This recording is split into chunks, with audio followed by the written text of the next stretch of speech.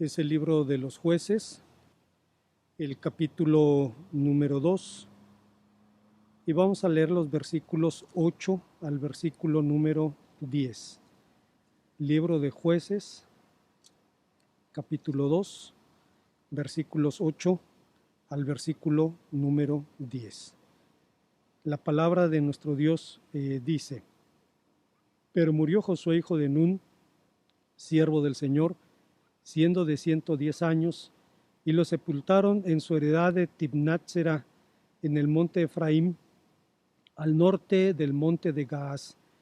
Y toda aquella generación también fue reunida con sus padres, y se levantó después de ellos otra generación que no conocía al Señor, ni la obra que había hecho por Israel. Gracias, Padre, te damos porque nos permites ahora disponernos a meditar en tu palabra. Queremos rogarte, Padre, que hables a nuestra vida por medio de ella, que nos permitas entenderla y ponerla por obra, en el nombre de Cristo. Amén. Hasta hace un medio siglo, hasta hace unos 50 años, una de las teorías más populares en los países pobres, teorías de desarrollo y especialmente en los grupos de izquierda, era el de evolución por revolución. La idea era que los países pobres podrían salir de su condición mediante procesos revolucionarios que los emanciparían y establecerían un nuevo orden local y mundial. Pero el tiempo demostró lo utópico, lo ilusorio de esa idea. Donde esas revoluciones triunfaron, se convirtieron en dictaduras y sus promesas de libertad en papel mojado. Podría decirse que ahora ya nadie piensa así, o al menos muy pocas personas lo hacen, pero de alguna forma esta ideología ha sobrevivido y lo ha hecho donde menos esperaba. Ha sobrevivido en algunos movimientos cristianos. Algunos proclaman ahora una revolución espiritual. Proclaman la idea de un fuego fresco, de una nueva generación restauradora, de una generación que transforme al mundo. Es común escuchar o leer afirmaciones como esta: el mundo no ha visto lo que Dios puede hacer con un hombre cuando se entrega a él sin reservas. Bueno, el mundo está por ver lo que Dios puede hacer no con un hombre, sino con una generación que está levantando a la iglesia. Dios está restaurando el tabernáculo de David. Estas palabras son del hermano D.L. Moody, pronunciadas en el siglo XIX. Suenan bien, y además, ¿qué verdadero cristiano no desea que esto ocurra con toda su alma? Sin embargo, por sí misma, una nueva generación no es garantía de nada. Por sí misma, una nueva generación es más de lo mismo. De hecho, fue justamente lo que ocurrió con el pueblo de Israel después de la muerte de Josué y sus sucesores inmediatos. Después de ellos, dice la palabra de Dios en el texto que acabamos de leer, se levantó una nueva generación que no solo no transformó al mundo, sino que fue transformada por él. ¿Cómo conjurar entonces los peligros de la tercera generación? Veamos las respuestas que el texto nos ofrece. Antes de pensar en las enseñanzas de nuestro pasaje, quisiera recordar una vez más que cuando vamos a la palabra de Dios y concretamente a los libros históricos, encontramos un testimonio del desarrollo del pueblo de Israel después de la conquista de la tierra de Canaán. Dice la palabra de Dios que la generación de Josué hizo un pacto solemne en el discurso de despedida del caudillo. La palabra de Dios dice que Josué se reunió con el pueblo cuando tenía 110 años y les dijo: escogeos hoy a quién sirváis, si a los dioses a quienes sirvieron vuestros padres, a los dioses de los cananeos en cuya tierra habitáis, pero yo y mi casa serviremos al Señor. Y dice que la generación se comprometió diciendo: no, sino que serviremos al Señor. Josué todavía les dijo: piénsenlo bien, porque el Señor es un Dios celoso, que no tolera la infidelidad, no, sino que al Señor serviremos. Y esa generación cumplió su compromiso. La siguiente lo hizo, pero la tercera generación no. ¿Cómo conjurar entonces los peligros de la tercera generación? El texto nos ofrece cuando menos 3 respuestas. La primera de ellas es que conjuramos esa amenaza conociendo verdaderamente al Señor. La primera gran diferencia entre la generación de la conquista y las que le siguieron fue que la generación de Josué y sus sucesores inmediatos conocieron al Señor y las siguientes generaciones no. El temor de que esto suceda entre nosotros no es mera paranoia. La experiencia enseña que en cada generación el abandono de la fe por parte de los jóvenes es una realidad. Es más frecuente de lo que quisiéramos aceptar o reconocer. Hace unos años, dos consejeros de embajadores del rey de dos iglesias en una ciudad del norte del país discutían sobre el desarrollo de sus grupos, de sus chicos que habían estado en estos grupos de los embajadores, y uno le dijo al otro, reprochándole: ahí están los resultados de tu trabajo como consejero. Algunos de tus embajadores del rey los mataron en Centroamérica por andar de guerrilleros.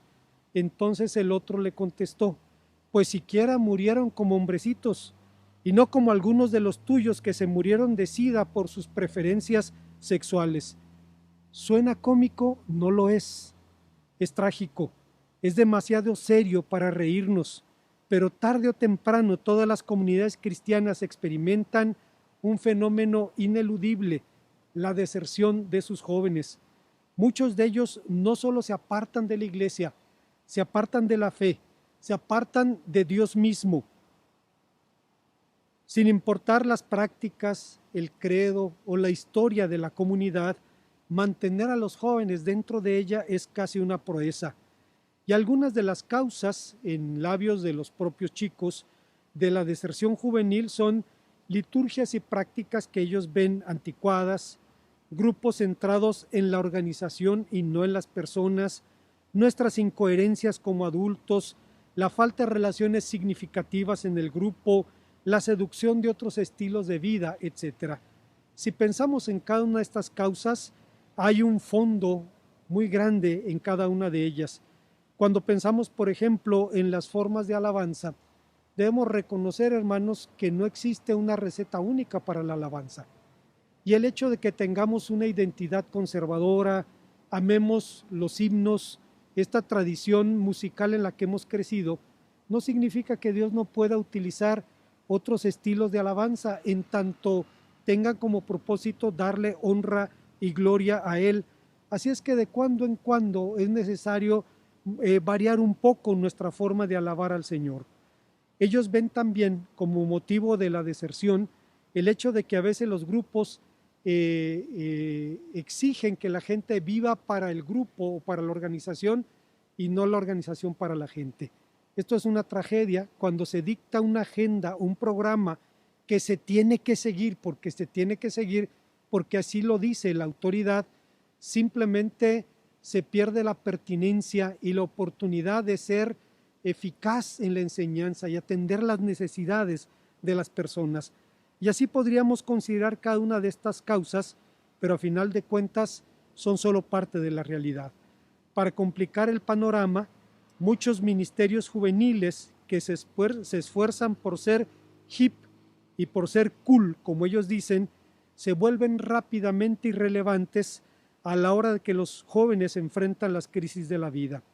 Aún así, basados en una fe pseudo-filosófica de la que pueden estar conscientes o no, algunos piensan que trastornar, entre comillas, a la iglesia es la única manera de asegurar su futuro.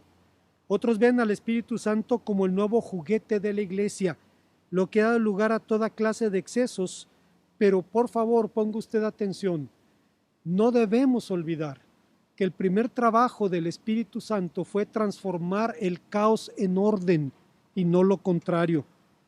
Otros más afirman que hay que romper con cualquier cosa que evoque el pasado, creen que del conflicto entre las viejas y las nuevas maneras de hacer las cosas tiene que acontecer algo necesariamente mejor. Pero la Biblia no dice eso, la Biblia no enseña eso. Esta es una creencia o en la evolución o en la lucha de contrarios, en la dialéctica, dirían los filósofos, pero la experiencia nos enseña que no debemos tratar de transformar a la iglesia con filosofías humanas. un brillante escritor católico, advirtió sobre los peligros del sincretismo entre la filosofía humana y la revelación divina. Hablaba, claro está, del escolasticismo que secuestró por siglos a la teología católica, pero sus palabras valen para cualquier otra teología. Esto lo dijo el padre José María Cabo de Villa. Dice: entonces llegaron los puristas, los teólogos de estricta observancia, aquellos que se han apropiado la altísima misión de defender el honor de Dios y nos imponen de él una noción aritmética, aséptica, un vino tan filtrado que es solo agua, un Dios tan vacío de sus propiedades que es solo una réplica de Dios en yeso, un Dios que tiene boca pero no habla, que tiene oídos pero no oye. ¿Cómo van a recurrir a él los hombres? ¿Cómo podrán los pobres confiar en él, quejarse, suplicarle, rogar su ayuda? Se impone el urgente regreso al Dios de las Escrituras, una enérgica purificación de esta idea de Dios tan presuntamente pura, que en realidad viene cargada de los viejos prejuicios de una filosofía helénica y pagana. Hace falta convertirnos más y más, incesantemente, del Dios de los filósofos al Dios de Abraham, de Isaac y de Jacob, al Dios de nuestro Señor Jesucristo, un Dios que tiene boca y habla, que tiene ojos y ve, que cuida los lirios del campo, que conoce el número de los cabellos de mi cabeza, que está a la puerta y llama, que pasa la noche entera en vela cubierto de rocío, persigue a la amada infiel entre los bosques y los riscos y se sienta conmigo a la mesa.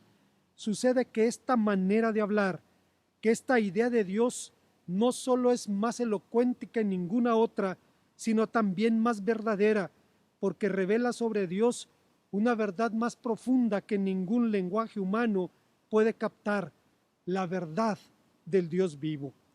¿Qué significa entonces volver a Dios en este contexto? O usando las palabras de nuestro pasaje, ¿qué significa conocerlo? En el pensamiento del Antiguo Testamento, la palabra conocer tiene un sentido más relacional que cognitivo, es decir, tiene que ver más con las relaciones que con los conceptos. Usted recordará en el relato del libro de Génesis que dice la palabra de Dios que conoció Adán a su mujer y concibió y dio a luz un hijo. No es que no la conociera antes, vivía con ella, pero la conoció en ese sentido personal, en esa relación tan cercana, lo que la llevó a concebir un hijo.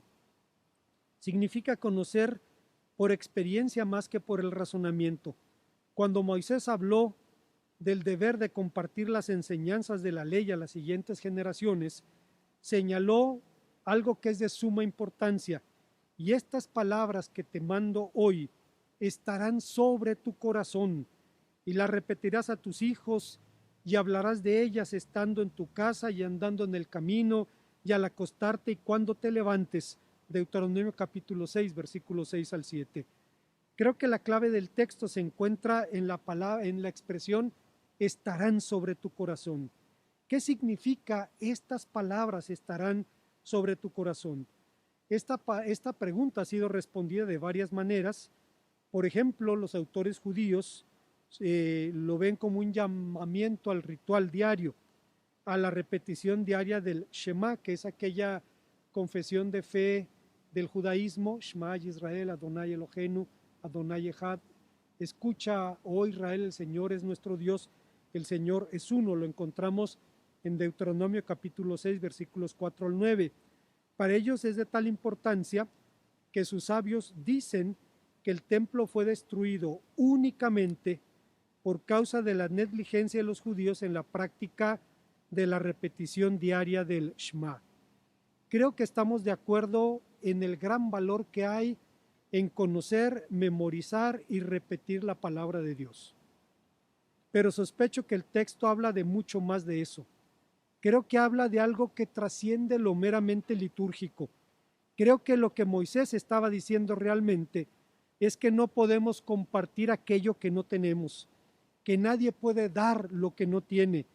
Este discurso no era una nueva ley añadida a los preceptos del Decálogo, era el desarrollo y el despliegue de leyes y decretos del pacto envueltos como germen en el Decálogo.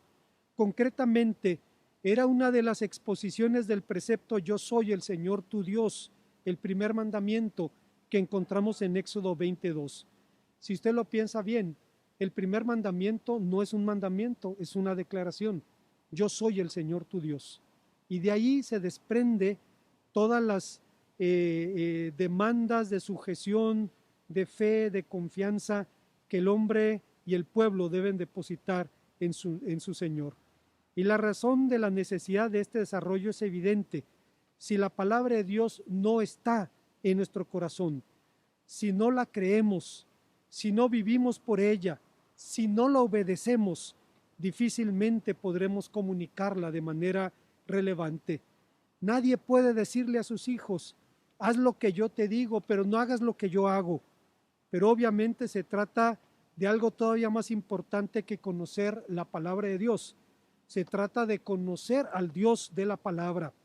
Y Carlos Spurgeon, un predicador del siglo XIX, cuyos mensajes siguen trascendiendo en este tiempo, decía: el conocimiento espiritual de Cristo debe ser un conocimiento personal.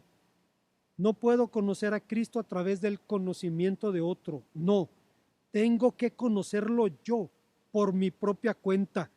Debe ser un conocimiento inteligente. Debo conocerlo no como un sueño visionario o imaginario, sino como la palabra que Dios revela.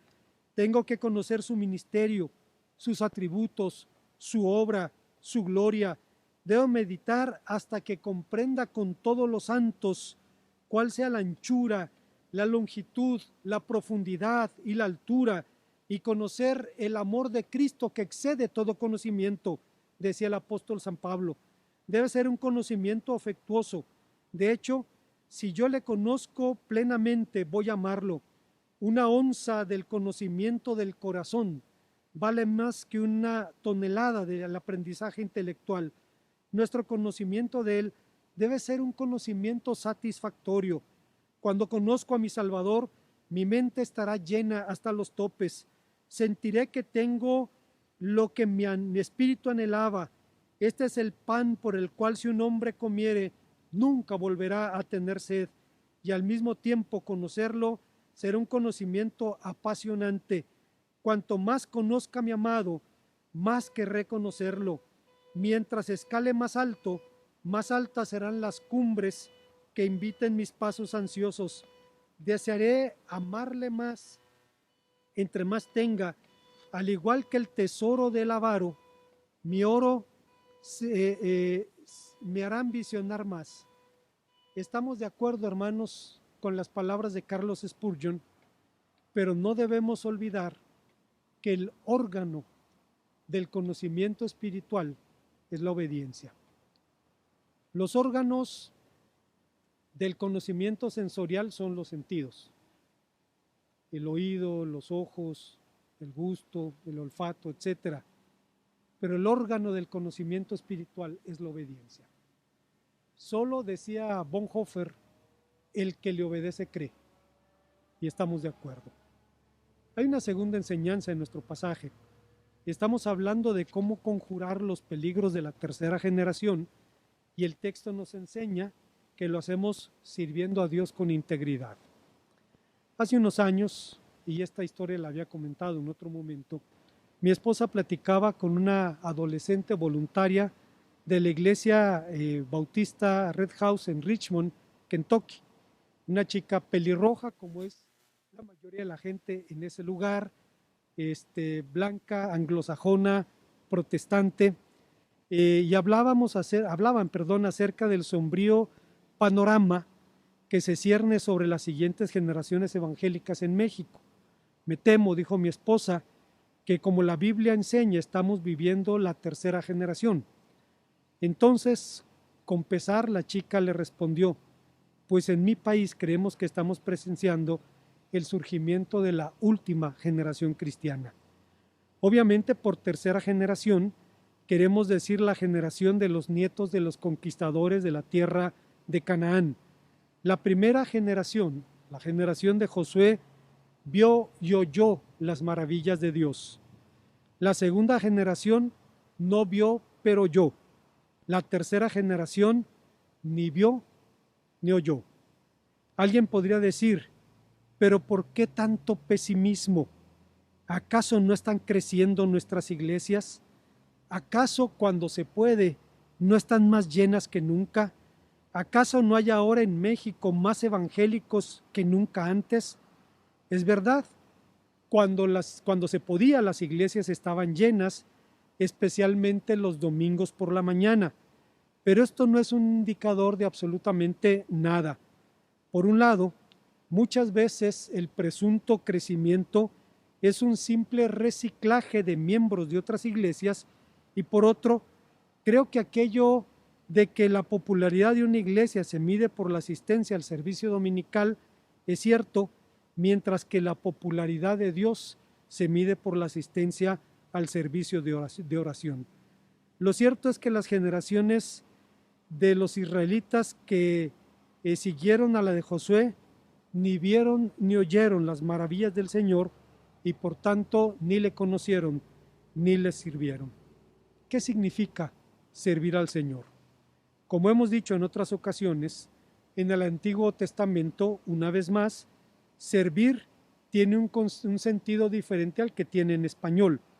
Es un concepto más relacional que funcional, igual que cuando hablamos de conocer, se habla de más de una relación que de un concepto. Cuando hablamos de servir, se habla más de una relación que de un concepto. No describe actos de asistencia personal, y usted recordará que dice la Biblia, cuando habla de Moisés, dice que Moisés era siervo de Dios y que Josué era servidor de Moisés. Es decir, la tarea que se impuso Josué fue servir a Moisés, convertirse en su asistente personal, pero servir no significa eso. No tiene tampoco un sentido propiamente ministerial. Hoy día hablamos de un pastor que tiene 40 o 50 años de servicio, pero no tiene ese sentido, ni tampoco describe los actos del culto.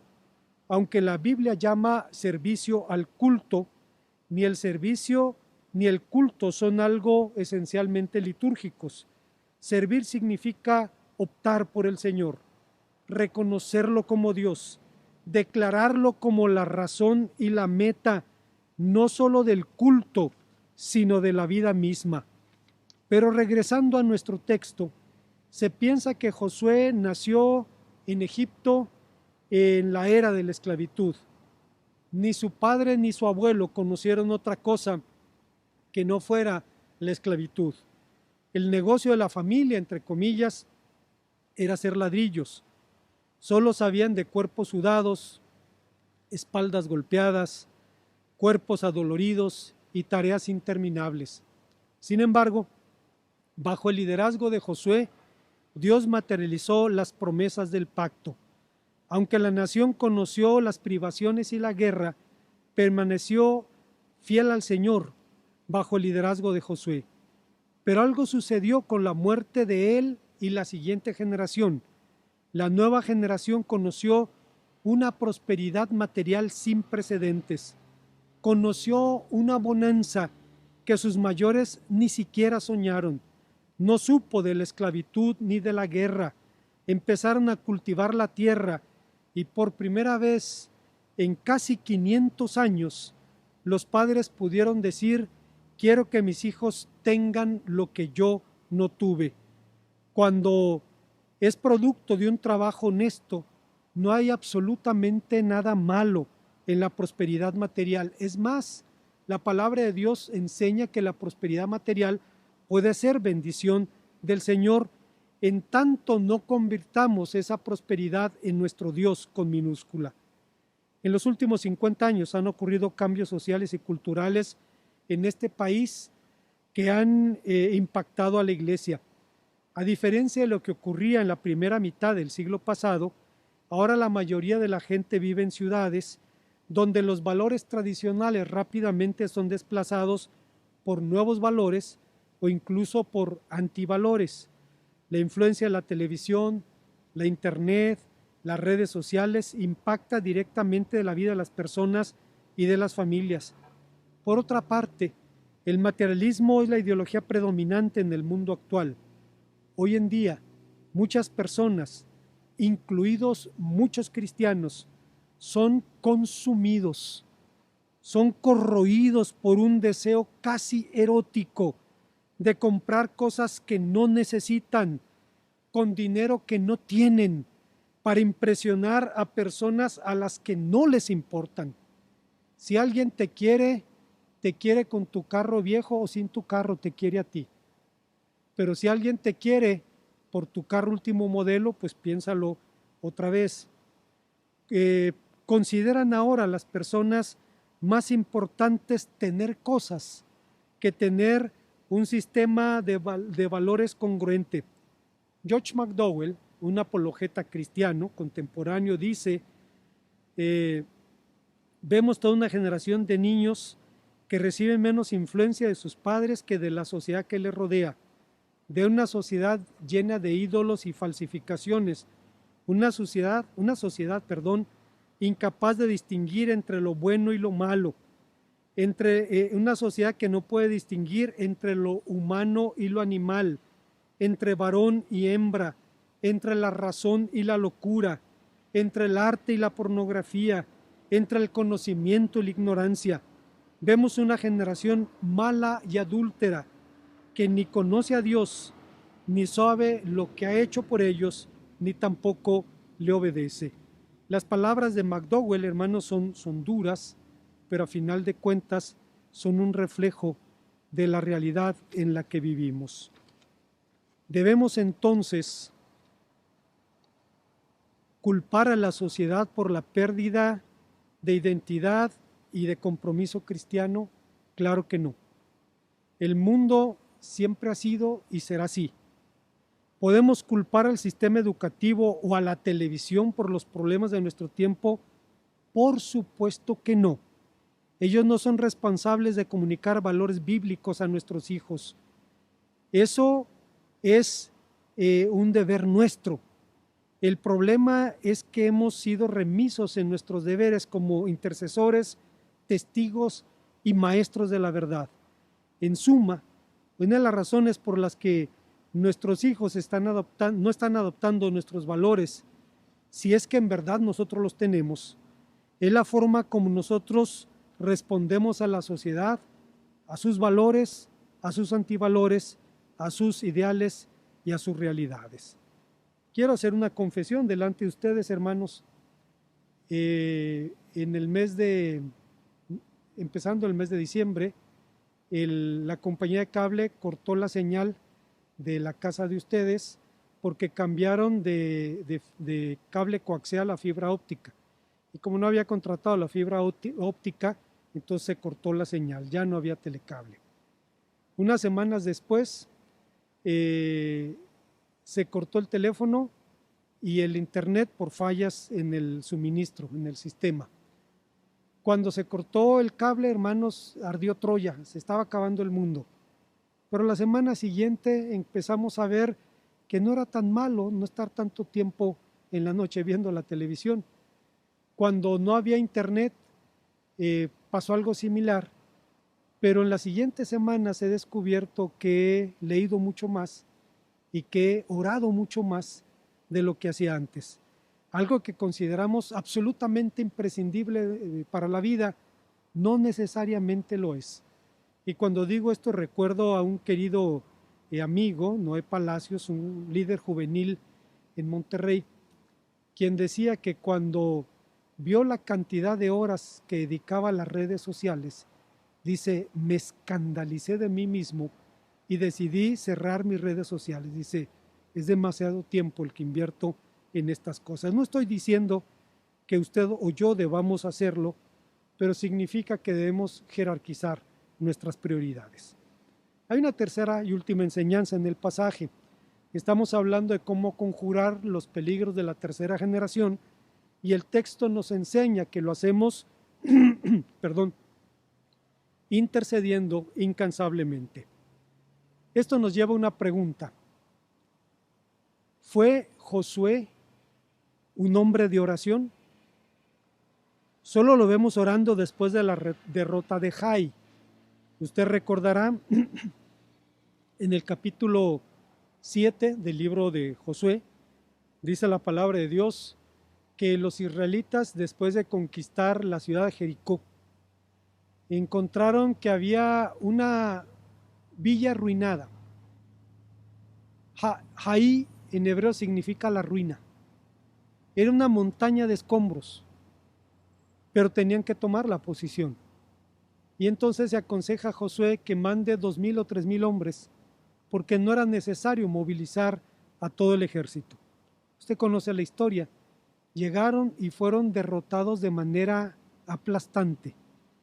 No hubo muchas bajas, 30 y tantas si mal no recuerdo, pero los israelitas huyeron delante de sus enemigos. Esto llevó a Josué a una crisis porque Israel mostró debilidad, mostró vulnerabilidad.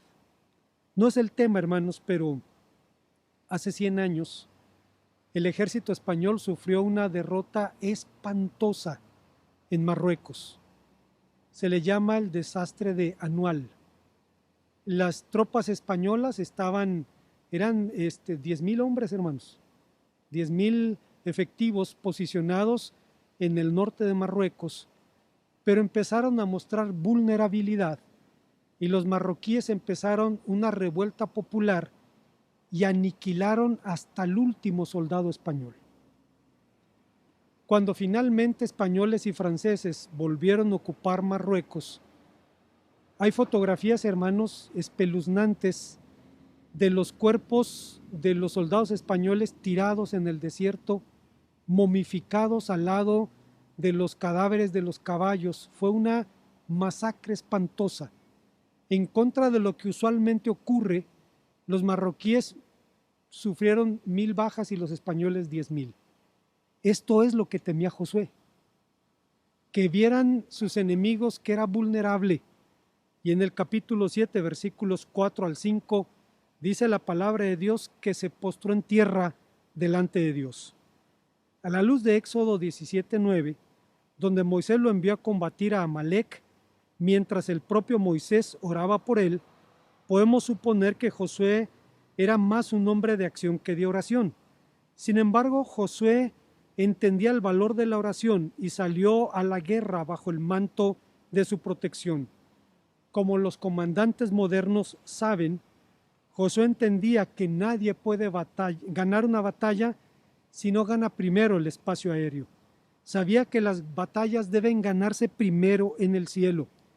En la Guerra de los 6 días, ocurrida en 1967, en la que se enfrentaron 547,000 árabes contra 50,000 israelíes, la guerra fue ganada en la llamada Operación Foco. Los israelíes aseguraron el control aéreo del espacio al destruir las flotas combinadas de la coalición árabe. Literalmente esa guerra se ganó en el cielo y la conquista de la tierra de Canaán también. Pero Josué no sería el único hombre de Dios que descubriría el valor de la oración. Pablo conocía también su importancia, la importancia de que los hermanos orasen por él, y aún el propio Señor Jesús reprochó a sus discípulos que no lo hicieran en Mateo capítulo 26, versículos 40 al 41, mientras en 1 Tesalonicenses 5, Pablo pide a los creyentes que oren por él. Una leyenda judía afirma que cuando Moisés dijo a Josué, escoge hombres y sal a pelear contra Amalek, mañana yo estaré en la cumbre del vallado con la vara de Dios en mi mano y me concentraré en los aspectos espirituales de la guerra y tú en los aspectos físicos de la guerra. La leyenda dice que con su gran visión espiritual, Moisés vio a los ángeles del mal descendiendo a la tierra para ayudar a Amalek y entonces dijo, hoy será una gran batalla, una guerra muy difícil. Obviamente esta es una leyenda judía, pero Martin Lloyd-Jones dice Escuche por favor con atención. Todos los problemas de los cristianos son espirituales. Pastor, mi problema es económico. No, es un problema espiritual. Porque si Dios le está permitiendo vivir esta situación, tiene un propósito. ¿O no es acaso nuestra lucha por nuestros hijos una lucha espiritual? ¿No dice el apóstol San Pablo acaso que nuestra lucha no es contra sangre y carne, sino contra principados y potestades espirituales? Si Josué era un hombre de acción, eso no significa que no apreciara o no estuviera bajo la cobertura de la oración. Un común denominador de los grandes hombres de Dios en la antigüedad bíblica fue justamente su vida de oración. Moisés fue un intercesor incansable. Cuando el Señor le dijo que iba a destruir al viejo Israel y que iba a crear una nueva nación de su descendencia, Moisés se puso entre Dios y el pueblo y le dijo: yo te ruego que perdones su pecado, pero si no lo vas a perdonar, borra del libro que has escrito mi nombre. La misma actitud la vemos en Josué, cuando Israel supo que había pecado contra Dios y acudió ante el profeta diciéndole: pide al Señor por nosotros. Samuel dijo una de las declaraciones más sublimes que encontramos en la Biblia sobre la oración: lejos esté de mí que peque yo contra el Señor dejando de orar por vosotros. Antes os enseñaré el camino bueno y recto. Vemos el mismo celo de la oración en el caso de Jeremías. Su intercesión incansable por el pueblo se mantuvo aun cuando el tiempo se le agotaba a la nación. Fue una oración en la que Jeremías asumió el pecado del pueblo como el propio, se identificó con ellos, se puso en los zapatos de Israel y dijo: aunque nos acusan nuestras culpas, haz algo, Señor, por la honra de tu nombre. ¿Por qué te estás portando como un forastero en el país, lo mismo que un transeúnte que solo se detiene para pernoctar? ¿Por qué te estás portando como alguien adormecido, como un guerrero incapaz de salvar? Pero tú, Señor, estás con nosotros. Somos reconocidos por tu nombre. No nos abandones. Jeremías capítulo 14, versículos 7 al 9. Pero seguramente, hermanos, el ejemplo más elocuente de la oración de un padre lo encontramos en Job. Es sorprendente porque de Job sabemos tan poco. Tenemos más preguntas que respuestas. Sabemos que vivió en una época remota, posiblemente parecida al tiempo de los patriarcas, y sin embargo sorprende que sea un maestro tan competente en la materia de la oración de un padre. El relato sagrado dice: y sucedía que cuando los días del banquete habían pasado, Job enviaba a buscarlos y los santificaba, y se levantaba temprano y ofrecía holocaustos conforme al número de ellos, porque Job decía: quizá mis hijos hayan pecado o maldecido a Dios en sus corazones. Hacía Job cada día. Analizando el texto, descubrimos cuando menos 3 elementos importantes en la oración del patriarca. Primero, era una oración específica. Su familia era prioridad en su tiempo de oración. Oraba por nombre por cada uno de sus hijos, específicamente por su vida espiritual. No pedía prosperidad o riquezas materiales para ellos, pedía riquezas espirituales. 2, era una intercesión diaria, no era una oración casual o apagafuegos, era una oración constante. Y 3, era una oración fervorosa. Se levantaba muy temprano cada mañana para poner a sus hijos delante de Dios. Bien diría el puritano Matthew Henry de esta oración: era perseverante en sus funciones sacerdotales. Los actos de fe y arrepentimiento han de renovarse con mucha frecuencia, porque con mucha frecuencia renovamos nuestras transgresiones. Quien haya de servir a Dios rectamente, ha de servirlo continuamente. Cuando oigo estas palabras de Matthew Henry, recuerdo las palabras de una anciana que fue parte del grupo que fundó la iglesia donde conocí el Evangelio. En alguna ocasión había comentado ustedes de don Tomás Medina, que era un caporal de Hacienda y era el encargado de ejecutar las crueldades de los patrones allá en los años 20 del siglo pasado, hace 100 años. En algún momento algo tocó su vida y se convirtió en agrarista, y esto le puso precio a su cabeza.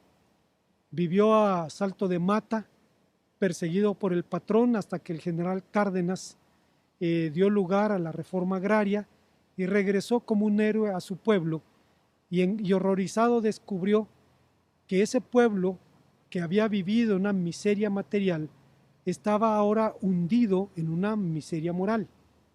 Ahora tenían dinero para emborracharse ya no un día, sino la semana completa. Ahora tenían dinero no para tener una mujer, sino para tener 2 o 3, y buscó una solución, y la solución le salió al encuentro en el Evangelio. Su esposa, que era la que tenía que resolver los problemas de dar de comer a sus hijos, le pedía a Dios que diera prosperidad material a sus hijos, y se la dio a la mitad de ellos. La otra mitad no es que no sean prósperos, simplemente el enfoque de sus vidas fue distinto. Pero aquellos que realmente prosperaron materialmente nunca se acordaron de Dios. Los que priorizaron bien su vida viven bien, con lo suficiente, pero sirven al Señor. Y aquella anciana decía con dolor: me equivoqué. Le pedí a Dios que los bendijera materialmente. Y mi oración debió haber sido que los bendijera espiritualmente. Y si los bendecía espiritualmente, también lo iba a hacer de manera material. Seguramente esta es la razón por la que Carlos Spurgeon nos dice: ¿ora usted por otras personas? ¿Cree que ha tomado la causa de sus hijos, de su iglesia, de su vecindario, del mundo perdido ante Dios como debiera hacerlo? Si usted lo ha hecho, con vergüenza lo digo, yo no. Escribo esto como el pecador más grande ante el Maestro, para hacer confesión de mi pecado, y mientras lo exhorto a usted a practicar lo que es indudablemente un noble privilegio, estoy principalmente exhortándome a mí mismo. ¿Cómo podremos pagar la deuda con la iglesia a menos que oremos por otros? ¿Cómo se convirtió usted? Fue porque alguien oró por usted. Al pensar en mi propia conversión, no me equivoco al decir que se debió a las oraciones de mi madre. Creo que el Señor oyó los fervientes ruegos que ella hacía por mí, aunque yo no lo sabía. Tal vez alguien oró por usted cuando era un bebé y dormía en su cuna, y las oraciones de su madre se virtieron cálidas sobre su sien y le dieron su verdadero bautismo cuando aún era pequeño. Tal vez usted es un marido que debe su conversión a la oración de su esposa. Tal vez fueron las oraciones de una hermana o un maestro de la escuela dominical. Si la oración de otros, si por la oración de otros usted y yo fuimos llevados a Cristo, ¿cómo podremos pagar esta bondad cristiana sino rogando por otros? Aquel que no tiene quien ore por él puede incluirse entre los que no tienen esperanza. Ninguna persona de sus conocidos que no tenga que decir que no tiene quien ore por él. Como conclusión, cuando estudiaba este relato, un servidor preguntaba: ¿realmente hay alguna enseñanza positiva en el relato de la apostasía de Israel? Una respuesta rápida, una respuesta de bote pronto sería que por definición podemos aprender de los errores y los aciertos de los hombres de la Biblia, lo cual la propia Biblia enseña. Pablo dice allá en Romanos 14, 14, si mal no recuerdo, dice: las cosas que se escribieron antes para vuestra edificación se escribieron, a fin de que por la exhortación y consolación de las Escrituras tengamos esperanza. Esto es verdad, pero pienso que las enseñanzas de este relato van mucho más allá. Nos recuerdan que no hay un sustituto para la fidelidad. Nos recuerdan que no hay recetas fáciles para hacer la obra de Dios. Hace algunos años, en una reunión de pastores de las iglesias nuevas, de un grupo de iglesias nuevas, se entrevistó a un grupo de pastores sobre cómo podían ser líderes de impacto a los jóvenes. Y hubo varias respuestas entre los pastores jóvenes. Algunos de ellos no eran tan jóvenes, eran, como se dice popularmente, chavorrucos, es decir, cuarentones que se visten como si tuvieran 20, ¿no? Pero su respuesta fue: debemos ser genuinos, hablar en la iglesia como hablamos en la calle. Si, por ejemplo, perdón por lo que voy a decir, pero eso lo dijeron mis consiervos, si, por ejemplo, fuera de la iglesia tú dices está cañón o no manches, en el púlpito debes decir lo mismo, debe ser fresco. Y entonces el pastor más viejo que estaba allí dijo: nuestro problema es justamente ese. Hemos creído que podemos ganar al mundo imitándolo. Si el mundo hace conciertos, entonces hay que hacer conciertos. Si las estrellas del mundo se tatúan, los pastores de jóvenes deben tatuarse y hacer alarde de sus tatuajes. Pero el mundo se burla de eso. ¿Cómo puedes tratar de ganar al mundo imitándolo si no le estás ofreciendo algo diferente de lo que ya conoce? Las palabras del pastor dieron en el blanco.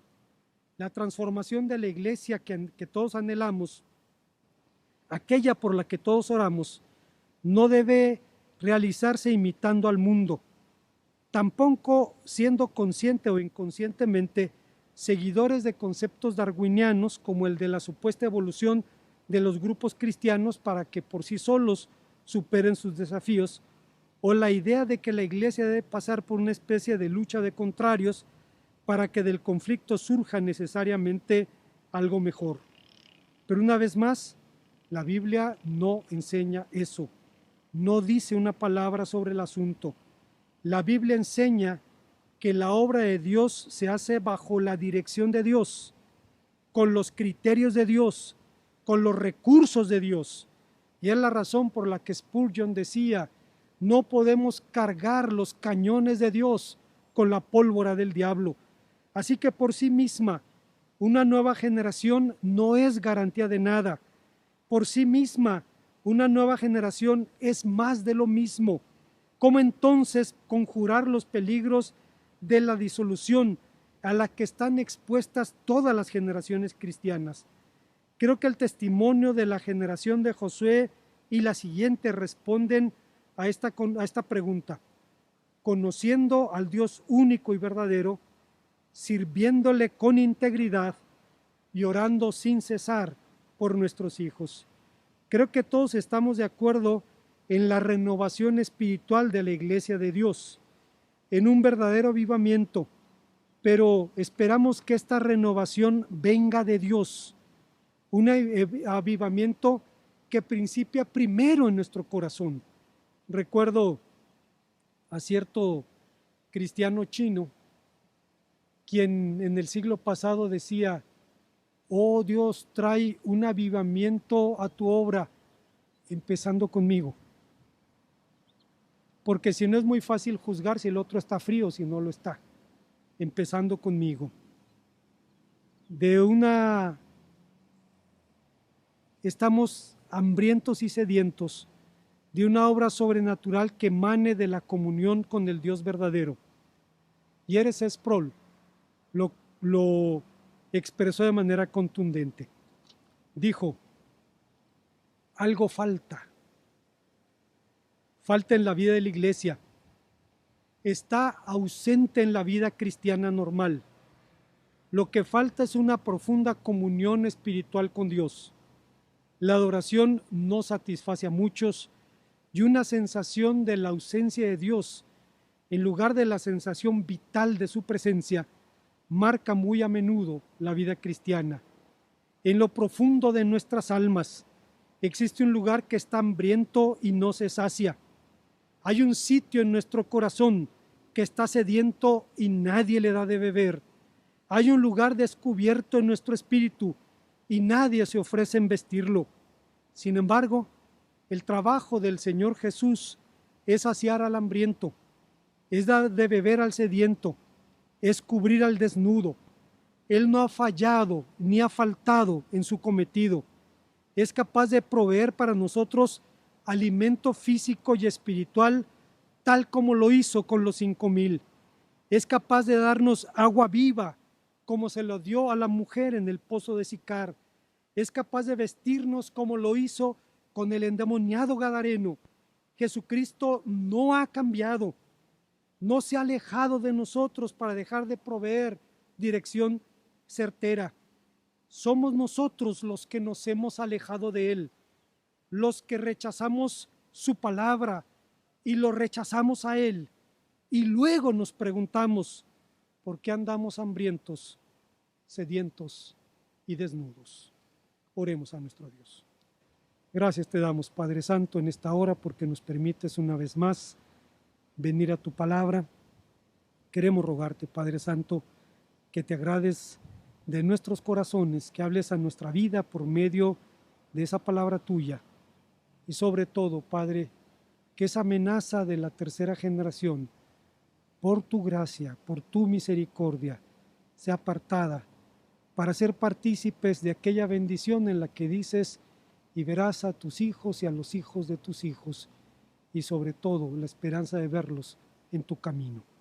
Te lo rogamos humildemente, en el nombre de Cristo. Amén.